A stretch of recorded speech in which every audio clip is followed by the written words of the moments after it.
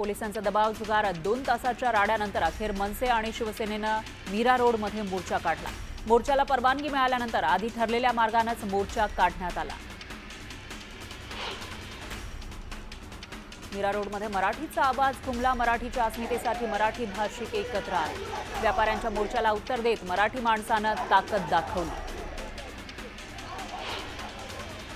Mira road परिसरामध्ये मनसे कार्यकर्त्यांनी ठिय्या मांडला। यावेळी मनसे कार्यकर्ते आणि पोलिसांमध्ये धक्काबुक्की झाली। मोर्चा दरम्यान संघर्ष चिघळल्याचं दिसून आलं।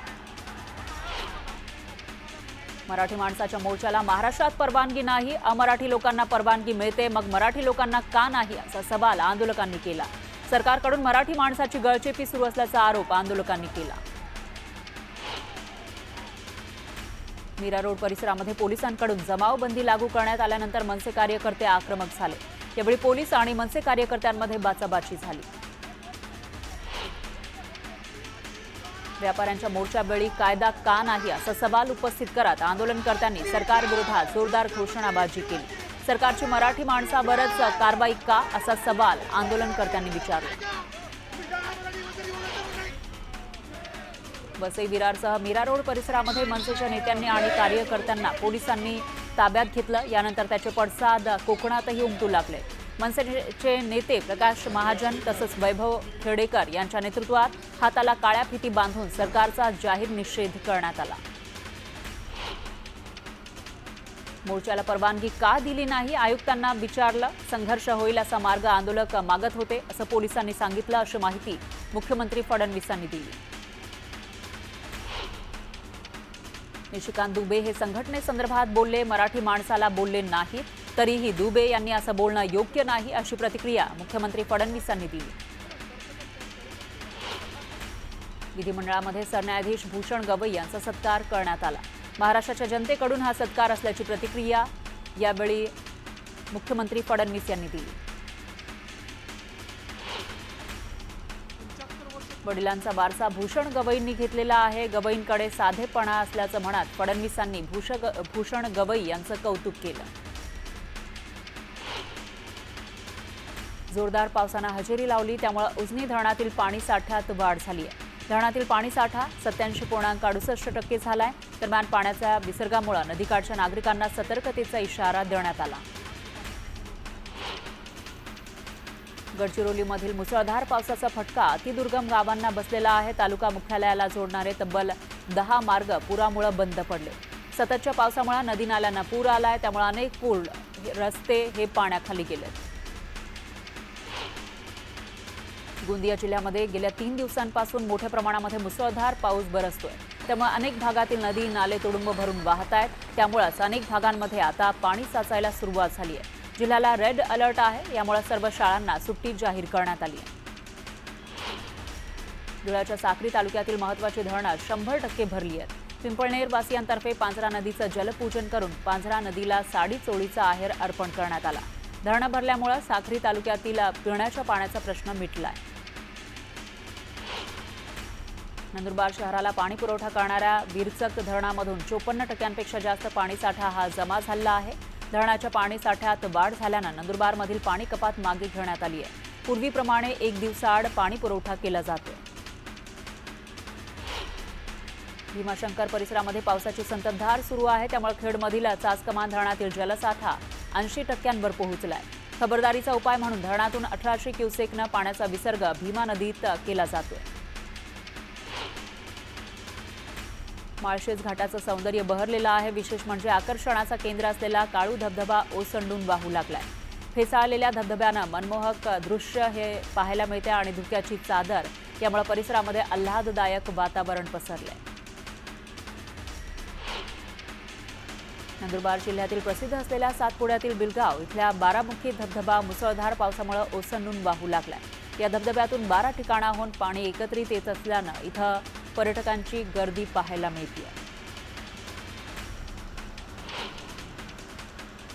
ब्रेकिंग न्यूज आहे। विरोधकांनी सरन्यायाधीश भूषण गवई यांना पत्र दिलेलं आहे, तर विरोधी पक्षनेते पदासाठी मवियाची सरन्यायाधीशांकडे धाव पाहायला मिळते। आज सरन्यायाधीश हे विधिमंडळ परिसरामध्ये होते, त्यांचा सत्कार करण्यात आला आणि याच वेळेला भेट घेतलेली आहे विरोधकांनी त्यांची आणि आपलं पत्र दिलेलं आहे। विरोधी पक्षनेते पदासाठी मवियाची थेट सरन्यायाधीशांकडे धाव पाहायला मिळाली।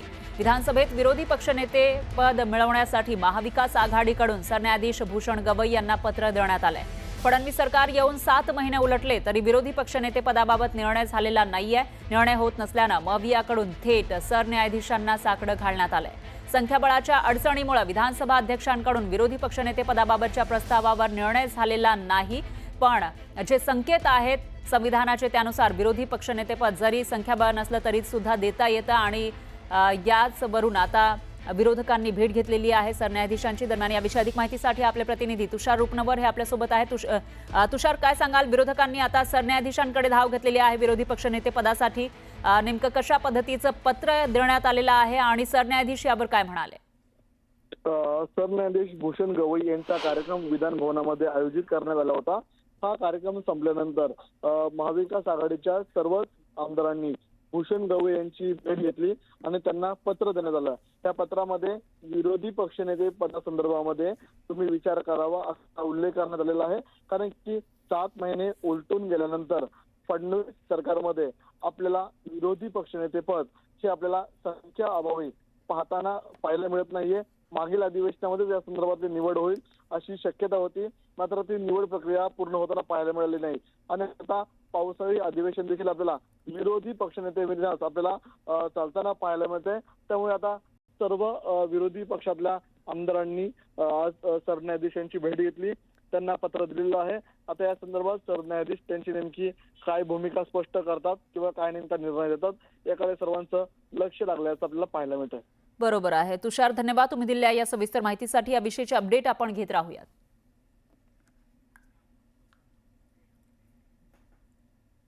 यानंतर पुन्हा घेऊयात बातम्यांचा सुपरफास्ट आढावा। अमरावतीमध्ये कालपासून पावसाची संततधार सुरू आहे। चांदूर बाजार तालुक्यातील मध्यम असलेल्या प्रकल्पाचे 2 दरवाजे उघडण्यात आले, त्यामुळे नदीकाठच्या गावांना सतर्कतेचा इशारा देण्यात आला। धुळे जिल्ह्यातील लाटीपाडा धरण 100% भरलेलं आहे। धरणाच्या सांडव्यावरून पाणी ओसंडून वाहू लागले, तर दुसरीकडे दुबार पेरणीचं संकट टळल्यानं पिकांना जीवदान मिळाले। 15 ऑगस्टपर्यंत पालघरमधील पर्यटन स्थळांवर मनाई आदेश लागू करण्यात आले। पर्यटकांनी स्वतःची काळजी घेण्याचं आवाहन जिल्हाधिकाऱ्यांकडून करण्यात आले। यावेळी चित्रफीत तयार करून जिल्हा प्रशासनाकडून आवाहन करण्यात आले। नाशिक जिल्ह्यामध्ये पावसाचा जोर कायम असल्यानं गोदावरी नदीतील पूरस्थिती कायम आहे। जिल्ह्यातील 15 धरणातून पाण्याचा विसर्ग सुरूच आहे। गंगापूर धरणातून 6336 क्युसेक वेगानं तर दारणा धरणातून 13160 क्युसेक वेगानं पाण्याचा विसर्ग सुरू आहे आणि जिल्ह्यातील 23 धरणांपैकी 8 धरणं 100% भरली आहेत। गोंदिया जिल्ह्यामध्ये पावसाचा रेड अलर्ट देण्यात आला आहे। मुसळधार पावसामुळे देवरी तालुक्याला जोडणाऱ्या देवरी चिंचगड मार्गावर पाणी साचलं, त्यामुळे हा मार्ग वाहतुकीसाठी ठप्प झालाय। चंद्रपूर जिल्ह्यातील ब्रह्मपुरी वडसा राज्य महामार्गावर सुरू असलेल्या नाल्याच्या बांधकामामुळे शेतकऱ्यांचं मोठं नुकसान झालंय। नाल्याचं पाणी शेतात शिरलंय, त्यामुळे नुकसान झालं आहे। हेच पाणी मोटर पंप लावून काढण्याची वेळ शेतकऱ्यांवर आली आहे, त्यामुळे शेतकऱ्यांनी संताप व्यक्त केला। गोंदिया जिल्ह्यामध्ये पावसाचा जोर वाढलाय, त्यामुळे वैनगंगा नदीच्या पाणी पात्रामध्ये वाढ झाली आहे। त्यामुळे वैनगंगा नदीवरील धापेवाडा बॅरेजचे संपूर्ण 23 दरवाजे उघडण्यात आले, तर वैनगंगा नदीच्या पाणी पात्रात वाढ झाल्याचं दिसतंय। पात्र विस्तारलेलं आहे। नागरिकांनाही सतर्कतेचा इशारा देण्यात आलाय। नाशिक जिल्ह्यामध्ये 7 जुलै अखेर 63.36% खरीप पिकांची पेरणी झाली आहे। नाशिक जिल्ह्यात खरीप पीक जोमानं वाढत असलं तरी 10 ते 12 दिवसांपासून पावसाची संततधार सुरू आहे, त्यामुळे पिकं पिवळी पडण्याची शक्यता आहे। खेडमधील प्रमुख पर्यटन क्षेत्र असलेल्या रघुवीर घाटात पर्यटकांना पर्यटनासाठी बंदी घालण्यात आली आहे। 2 दिवसांपूर्वी रघुवीर घाटातील रस्त्याचा मोठा भाग खचून शेकडो मीटर खोल दरीत कोसळला होता, त्यामुळे हा घाट पर्यटनासाठी अत्यंत धोकादायक ठरत असल्यानं बंदी घालण्यात आली आहे। मालेगावसह नाशिक जिल्ह्याच्या पूर्व भागामध्ये पावसानं दडी मारलेली आहे, त्यामुळे पिकं धोक्यात आली आहेत। पाऊसच नसल्यानं शेतकऱ्यांवर दुबार पेरणीचं संकट निर्माण झाल्यानं शेतकरीही चिंतेत सापडला। प्रताप सरनाईक पालकमंत्री असलेल्या धाराशिव जिल्ह्यातील महाराष्ट्र राज्य परिवहन महामंडळाच्या ऑफिसवर जप्तीची कारवाई करण्यात आली आहे। बसच्या अपघातामध्ये ठार झालेल्या प्रकाश गाढवे यांच्या कुटुंबाला न्यायालयानं आदेश देऊन सुद्धा मोबदला न दिल्यानं कार्यालय जप्तीचे आदेश देण्यात आले.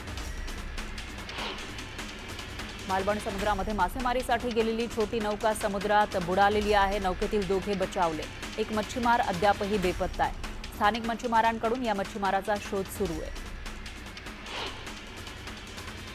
गडचिरोली जिल्ह्यामध्ये सिरोंचा तालुका मुख्यालयासह 105 गावांचा वीज पुरवठा तब्बल 10 तास बंद होता. तर त्यामुळे मध्यरात्री संतप्त नागरिकांनी महावितरणच्या कार्यालयाला घेराव घालून आंदोलन केलं.